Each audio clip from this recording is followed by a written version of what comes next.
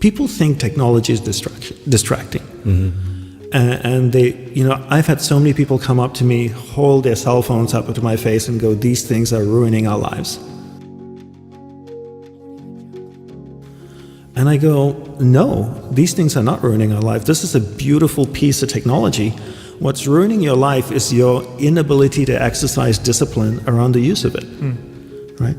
So the idea is that you use technology as opposed to technology uses you. In the same way, if you look at your whole day, how do we integrate the practice of concentration throughout everything that we do? So for me, I'm not a big exercise person, go to the gym or run a little bit, but I'm not like working out 4 or 5 hours a day. But I still believe that it's important to exercise. So like I travel a lot, and whenever I'm at the airport, I never take the escalator. I always take the staircase. Even if I'm carrying a bag, I'll be the only person walking up 3 flights of stairs while the whole escalator is packed with people. So I'm using opportunities throughout the day to practice. Give me some ideas of how you would practice concentration throughout the day. Or is there something that you can teach where people can take it and apply it themselves through this podcast? Yeah, for sure. So one thing, I tell people the one way I tell people to practice concentration is doing one thing at a time. So giving someone your undivided attention is a great way to practice concentration. So every day I speak with my wife, right? It's something that happens every day. So she has her own business, I have my own business. So during an average work day, I might speak with her maybe for about 2 hours, a little bit in the morning. During the day, she might call me, I might chat with her, and then she comes home at night. We have dinner together, we make dinner, we hang out, we talk. So just say an hour and a half to 2 hours. Every time I speak with my wife, I give her my undivided attention. If my awareness drifts away, I bring my awareness back to her, and I stay focused on that conversation. So now I'm practicing concentration for 2 hours a day. Right? So now I've got 2 hours, I've clocked in 2 hours a day. So after a week, what am I getting better at? Concentration, right? So I'm leveraging the things that are happening throughout the day as opportunities to practice concentration. There are 2 things we need to understand. There's the mind and there's awareness. And you're not the mind, rather you're pure awareness moving through different areas of the mind. So your mind doesn't move, rather your awareness is moving through the mind. So when I'm speaking with my wife, if I'm getting distracted, it's my awareness is leaving her and it's moving to a different area of the mind.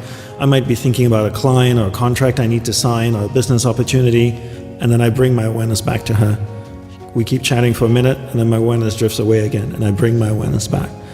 So I define concentration as my ability to keep my awareness on one thing for an extended period of time, until I can consciously choose to move it to another thing. So if I'm speaking with you, I give you my undivided attention, I keep my awareness on you, right? Every time it drifts away, I bring it back. It drifts away, I bring it back, and I train myself. And I think that's where, people in today's world, I feel so many people are lazy and they want a quick fix.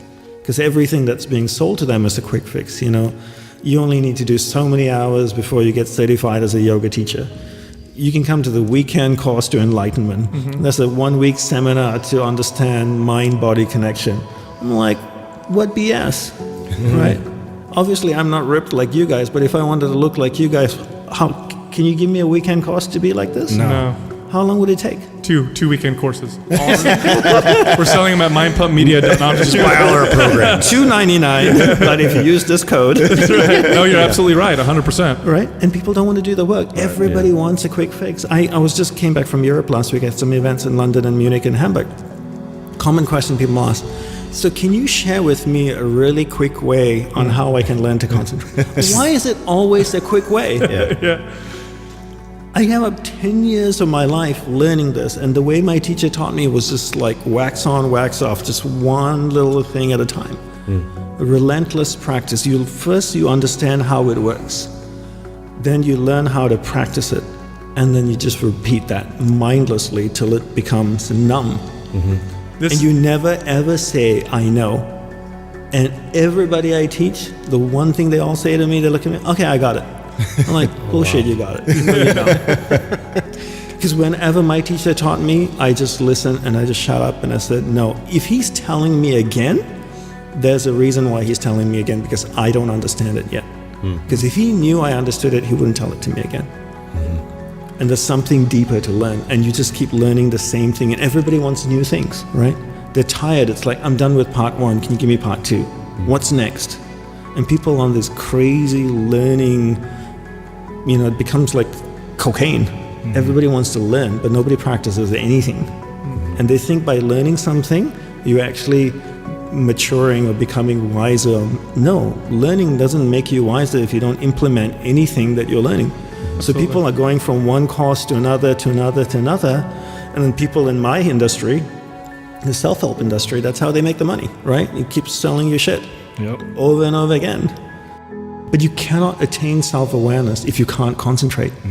How can I be able to introspect and see what my problems are if I can't even stay focused on me for longer than 5 seconds? The only way I know there's a problem, if I can sit here long enough, I can look at this room and I go, that thing seems like it's gonna fall off the ceiling. Because I can stay concentrated long enough to observe it. So people can't see the problems within themselves because they can't stay observant long enough. They can't stay focused long enough. So for me, the first thing you want to learn is concentration, because if you can't concentrate, you can't solve problems. You can't be better at what you do. How can you be a great athlete? How can you be a great singer, an artist, a scientist, a doctor, if you can't stay focused long enough to gain mastery over the topic?